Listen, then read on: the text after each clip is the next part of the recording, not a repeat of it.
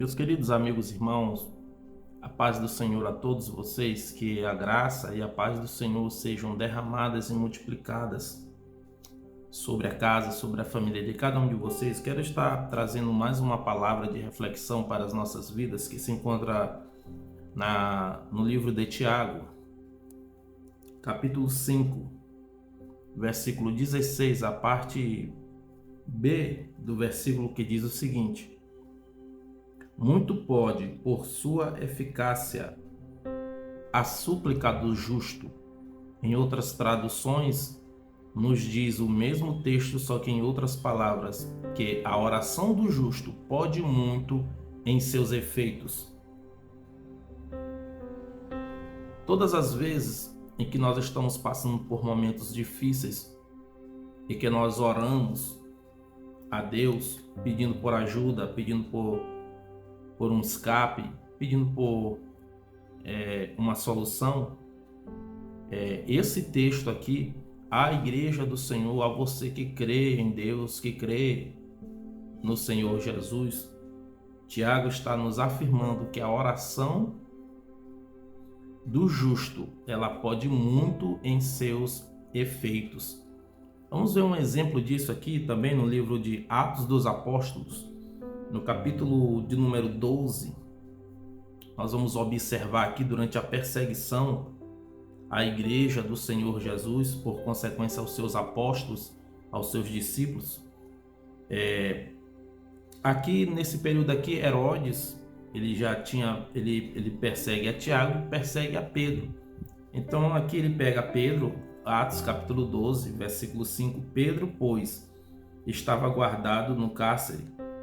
Aí olha só, nesse devocional, mas havia oração incessante a Deus por parte da igreja a favor dele quem? De Pedro, que havia sido preso por Herodes. Pedro ia morrer no dia seguinte, iria ser apresentado e ele iria ser morto, né? Mas o que nós lemos aqui em Tiago, capítulo 5, versículo 16, a parte B, muito pode, por sua eficácia, a súplica do justo, ou a oração do justo pode muito em seus efeitos. Aqui, Pedro havia sido preso por Herodes, por causa do cristianismo, por crer em Jesus e pregar o evangelho do reino. Então, o que a igreja fez? Os irmãos se uniram e foram fazer o quê? Foram fofocar, dizer: olha lá, Pedro, o líder, vacilou, agora está preso. Pedro deve estar em pecado. Eles foram falar mal, foram dizer que o líder estava em pecado. Eles foram criticar, foram zombar? Não, meus queridos amigos e irmãos. Eles foram orar. Então, todas as vezes que você estiver passando por momentos difíceis, ou algum amigo seu, amiga sua, ou algum familiar, algum parente estiver passando por momentos difíceis, se reúna com irmãos, com pessoas que têm fé no Senhor Jesus. Não se reúna para fofocar, nem criticar, nem zombar, nem ficar esperando o pior acontecer, mas se reúna para fazer o quê? Para orar, porque a oração do justo pode muito em seus efeitos. Então a igreja, havia oração incessante a Deus por parte da igreja em favor de Pedro. Aí olha o que aconteceu. Versículo 7. Como essa oração dos justos pode muito em seus efeitos? Versículo 7 de Atos 12. Eis, porém, que sobreveio um anjo do Senhor. Olha só que tremendo, sobrenatural. Um anjo do Senhor e uma luz iluminou a prisão. E tocando ele o lado de Pedro, o despertou, dizendo: levanta-te depressa. Então as cadeias caíram-lhe das mãos. Então, quando você entende que a oração do justo, não que nós somos justos aos olhos de Deus, mas justificados pelo sangue do Senhor Jesus.